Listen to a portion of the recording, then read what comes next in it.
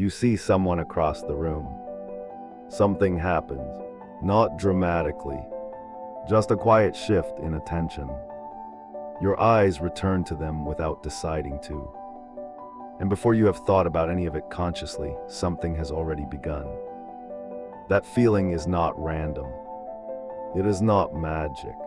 It is one of the most precisely engineered systems your brain has ever run. And it has been running for a very long time. Love feels like the most personal experience in human life. But evolutionary psychology suggests it is also one of the most ancient. To understand why humans fall in love, you have to understand the problem love was built to solve.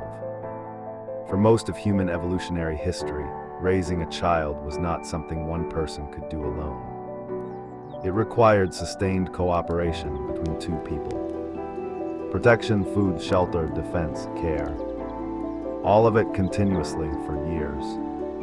In an ancestral world where resources were scarce and threats were constant, a child raised by two cooperative parents had dramatically better survival odds. Your brain was shaped by this problem, and love was one of its solutions. Helen Fisher, biological anthropologist at Rutgers University and one of the world's leading researchers on the neuroscience of romantic love, spent decades studying what happens inside the brain when a person falls in love. What she found changed everything. Fisher identified three distinct neurological systems involved in love. The first is lust. The second is attraction. The third is attachment. Each system is driven by different brain chemistry. Each evolved to serve a different purpose. Lust, driven primarily by testosterone and estrogen, is the broad motivational system. It pushes you towards seeking a mate without specifying who. Attraction, driven by dopamine and norepinephrine, is the targeting system. It narrows your focus onto one specific person. It creates the obsessive quality of early love. The constant thinking, the heightened energy, the loss of appetite. Attachment, driven by oxytocin and vasopressin, is the bonding system. It creates the deep sense of security and calm that develops over time with a long-term partner. Each of these systems evolved because it solved a specific survival problem. Lust ensures you seek partners. Attraction ensures you focus your energy on one person rather than dividing it uselessly. Attachment ensures that once a bond is formed, you maintain it long enough to raise offspring to independence. The experience of falling in love is your nervous system coordinating a highly complex ancient strategy. But there is something stranger here. David Buss, evolutionary psychologist at the University of Texas at Austin, found that people are not attracted randomly. They carry an internal model of the ideal mate shaped by early experience, evolutionary preference, and social learning. The pull you feel toward a specific person, the sense that this particular face, this particular voice holds a special significance. That is partly your brain matching an internal template. In women, research consistently shows strong preferences for indicators of status and the ability to provide and protect.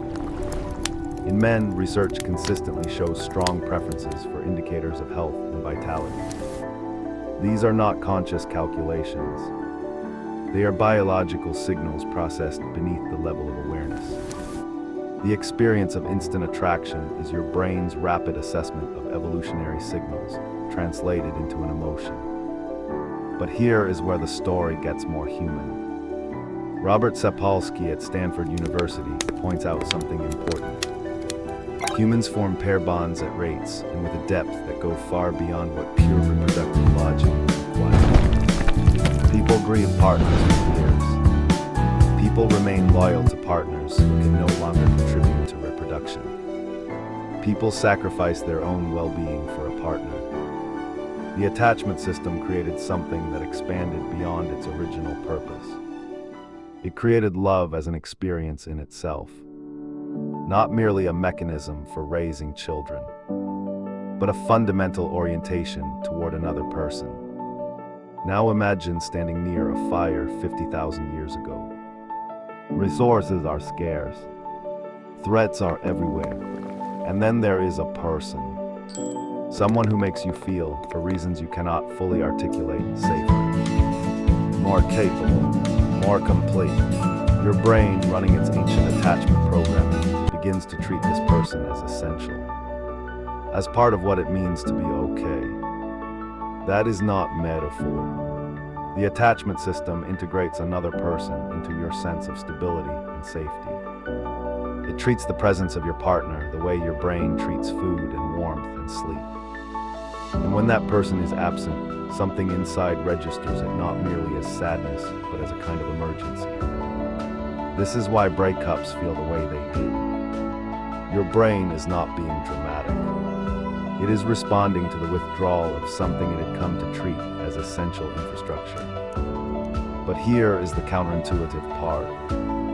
Love viewed through an evolutionary lens is not a weakness. It is one of the most sophisticated cooperative strategies in the animal kingdom.